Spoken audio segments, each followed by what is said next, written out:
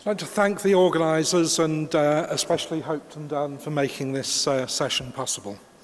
A quick mea culpa, my biography that the IMCA use is somewhat out of date. I'm no longer director of the Research Institute, nor convener of the Popular Cultural Working Group. I haven't retired, I just wanted a bit of time to read a book. Everyone who knows Stuart Hall's work will already know a lot of stuff about his influence. For those who don't, I hope that the terrific contributions you've heard so far will stimulate you to find out more. And the suggestion of looking at YouTube is a good place to start because Stuart was a great speaker and there are lots of excellent clips of him very readily available. Everyone who knew, who worked with, who wrote with, who argued with, or who just met Stuart Hall will be mourning his passing in their own way. For many of us, it will not be an easy or a quick process. His lasting memorial will, of course, be left in the traces of his work, his writing, recordings of his talks, of course, but also in the many works which he collaborated, and even more importantly, perhaps, the many people whose work he influenced profoundly. I encountered Stuart while I was a student at CCCS in the late 1970s, but first knew him much earlier. He and my father became friends through the New Left of the late 1950s, after we moved to London when I was 8. They co-wrote the book The Popular Arts together in the early 1960s. I remember Stuart coming around a lot, staying for Christmas at least once, and building me a fort from corrugated cardboard. I also vaguely remember a Christmas pudding made by his mother, which seemed to be so enriched with Jamaican rum that when ignited, it more or less disintegrated. After the 1959 election, the Conservative government was back in, but with a wind of change blowing, more powerful than Macmillan could have suspected. What with the rise of the New Left, the Partisan Cafe, CND, the Aldermaston marches, the Profumo scandal, Beyond the Fringe, Private Eye, the Establishment Club, and then Carnaby Street, Mary Quant and the Beatles, not to mention decolonialisation, it was clear, even to a somewhat naive 13-year-old, which I was in 1963, that the times were a-changing. As an early teenager, my first understandings of the intersecting worlds of culture and politics were shaped by listening to my parents and their friends, including Stuart, talk and argue about jazz, music hall, cinema, visual arts, Macmillan, Gaitskell, Wilson, nuclear disarmament, empire and economy. This, more than attending an educational establishment, was my real schooling. When Stuart died, though, the hardest thing for me was realising that we will never hear that chuckle again. This may seem very trivial, but I think it's not. I've since thought a lot about that chuckle, its causes, its functions, and its resonances. The chuckle would appear in the middle of his flow of words. It often registered a wry amusement at the contradictions, the manifestations of those contradictions.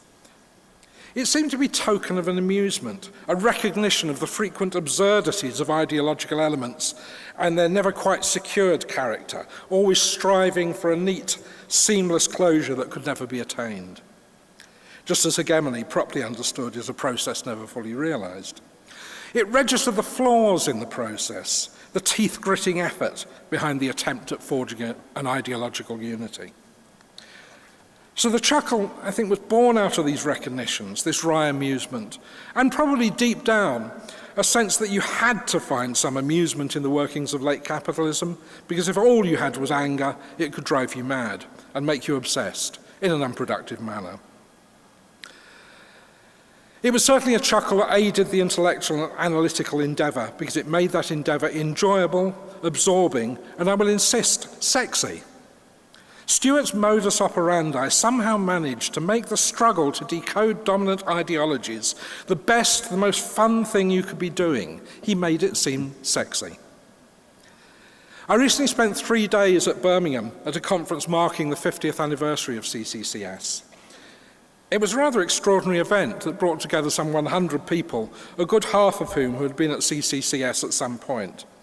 As someone pointed out, we spent the best years of our lives on the 8th floor of the Muirhead Tower arguing about ideology, and wouldn't have had it any other way. It was very intense, but as Chas Critcher also pointed out, there was a lot of laughter, a lot of fun. It needs to be remembered too that the centre was never well resourced. It was always beleaguered, under threat from the medical mafia that ran the university, who never valued its work. It never had more than 2.5 academic staff and 1 administrator, but had to manage as many as 50 full and part-time students, plus many more hangers-on and fellow travellers.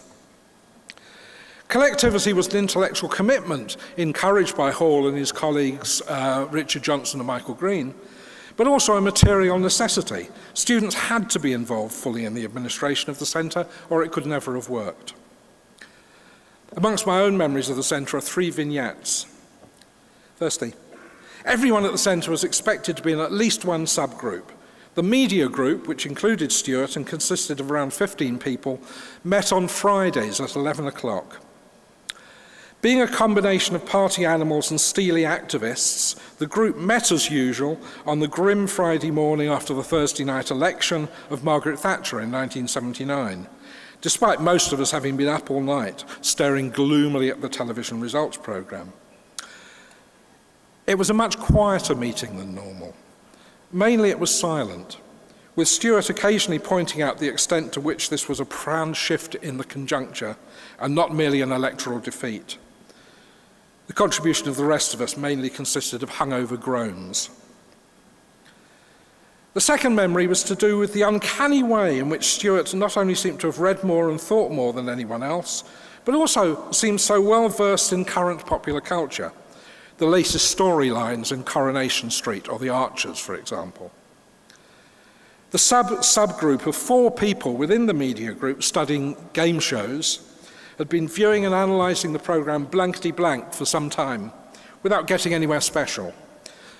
Stuart stuck his head round the door of our room, watched for a moment, and then pronounced of the contestants, "They win movement.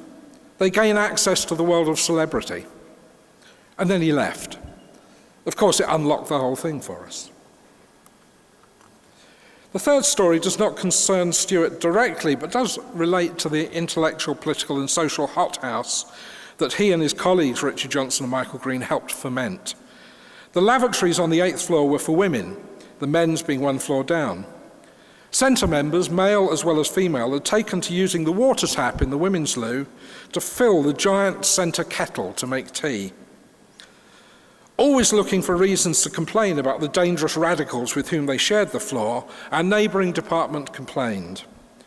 Joan Good, the friendly but formidable CCCS secretary, sent a memo around to us of admonishment, which concluded, "In future, please use the facilities appropriate to your sex rather than your gender." And it's just characteristic of the whole centre approach to things. Some of you may remember the short-lived journal Cultural Studies. And when you open the first issue, before even getting to the content section, there was a brief thing about typeface. It said, "This publication is set in Garamond, the favoured font of the publishers." We wanted to set it in some obscure font which had been invented by 19th century Birmingham artisans. It was typical of the centre that there would be a political disputation even before you get to the matter of the contents.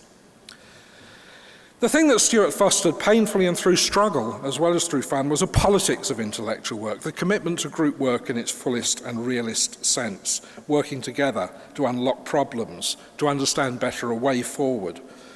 Often, of course, in the spirit of Gramsci's famous injunction to recognise pessimism of the intellect while maintaining optimism of the will. As has been remarked, Stuart, unlike many other major intellectual figures of our era, never really wrote the magisterial monographs that other such figures were famous for. Such was not his mission. His commitment was to the collective endeavour. The books Resistance Through Rituals, On Ideology and Policing the Crisis were jointly written, but inspired by Stuart through mentoring, encouraging and collaborating. Stuart himself thought his great talent was teaching, and indeed he was an inspiring lecturer. Even late in life, his extraordinary ability to unpack from something very small a compelling and unfolding analysis rarely ceased to amaze. Listening to him start, a little tentatively and cautiously, and then become more expansive, enthusiastic and incisive, was rather like taking off in a jumbo jet. I believe his great skill was as an animateur. He could galvanize people into trying harder.